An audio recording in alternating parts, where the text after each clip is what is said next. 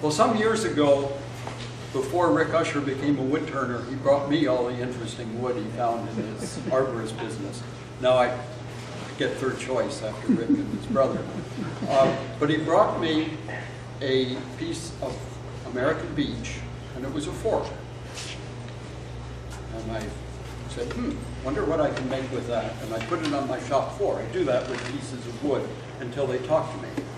This one didn't talk to me, but a few nights later I had a dream. I said you could turn a double natural edge bowl from that. Now turning a double natural edge bowl is basically stupid because only other wood turners appreciate that this is somewhat unusual. The Joe average customer just walks by and says, no, that's much too expensive, I don't want that. But anyway, I turned the double natural edge bowl, and every once in a while my wife puts stupid pills in my iced tea and I decide to turn another one. And I have some here that I'll pass around.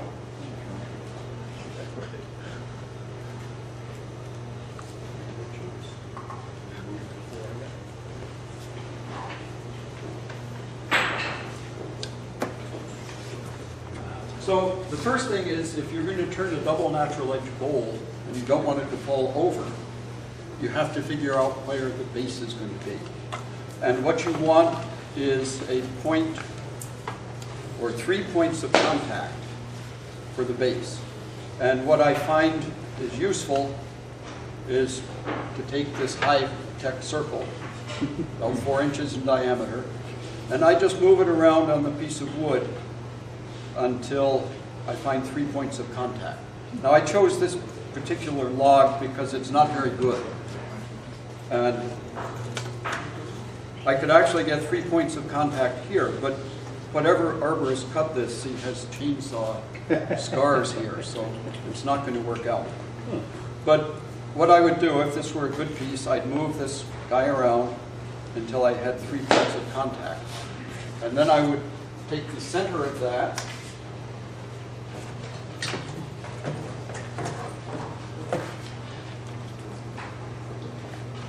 and with great accuracy,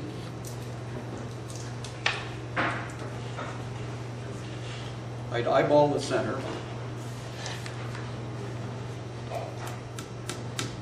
and tap in a finishing head. That's going to be my center of rotation. You see, this is not a particularly good one for that. But that's what I would do.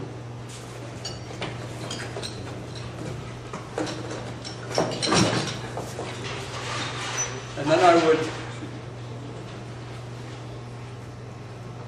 fit a disc, and I have a series of these discs, different diameters. And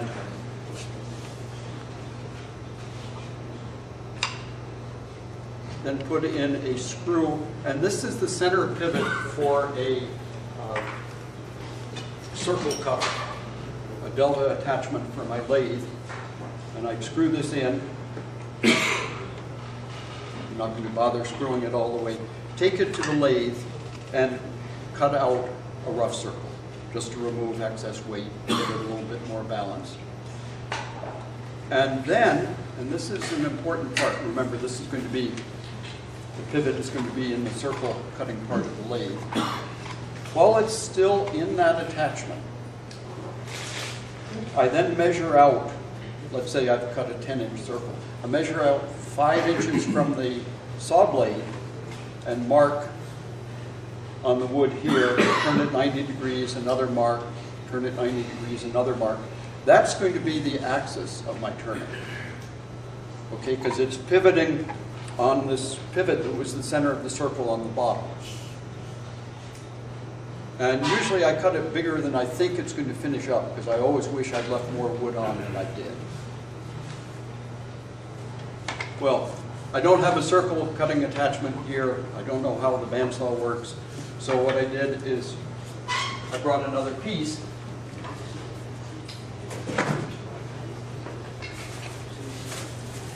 that I had prepared.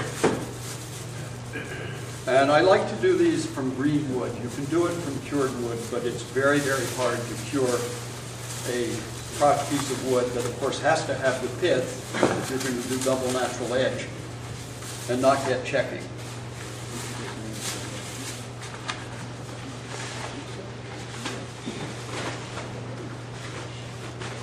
Most of you know that if you're doing a natural edge piece, it's best to use wood that was cut in the winter. There's less moisture in the cambium, and the bark will stay on better.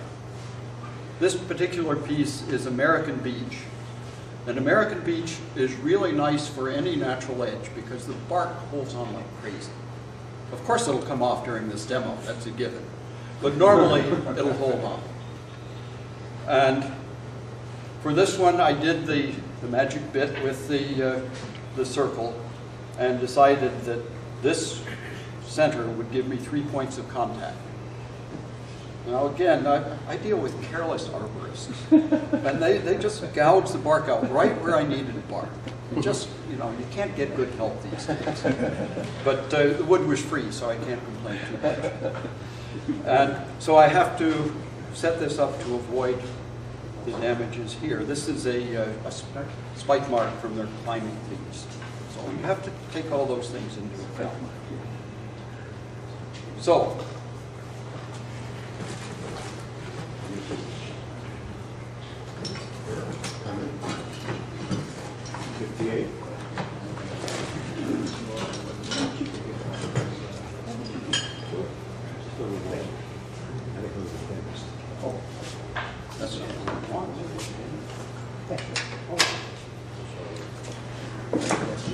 Hey Don, was that cut on a jigsaw or was that cut on an attachment to your leg, the circle? that was cut on a bandsaw.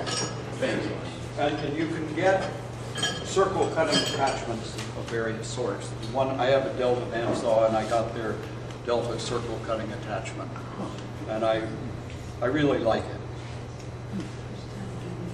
I meant to bring my mallet. Can I use that?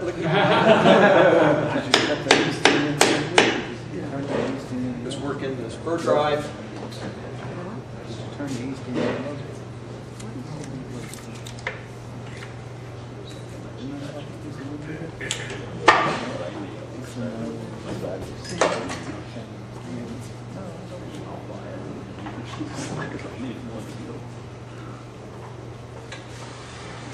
Remember, stone duck. Just catch it. Well, which way does this go? We saw this one.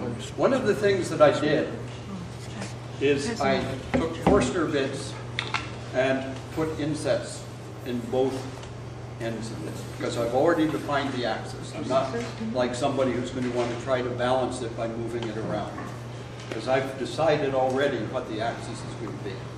So the only way that this will hit you, Bob, is if the lathe itself breaks. Because both of these are inset. No, we're gonna hold you. We're related.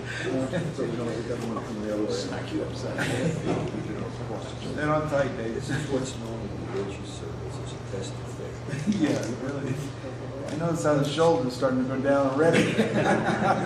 So I've got my base at the headstock end, what will be the top at the tailstock end of the lathe.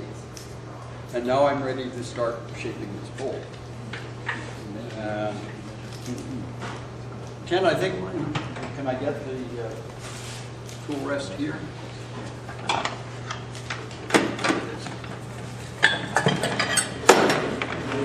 Don, while you're setting up, could you just briefly review how you got the opposite center from after you did? Oh, yeah. Remember, it's on the circle cutting jig. Thank you. So when you pivot it around, it's always the same distance from the bandsaw blade. Okay. And I just mark out, if I did a 10-inch circle, I mark out a radius, 5 inches, put a mark on it with a magic marker, turn it 90 degrees, put another mark. If I've measured exactly, they all intersect. If not, they make a box, and I choose the center of that box.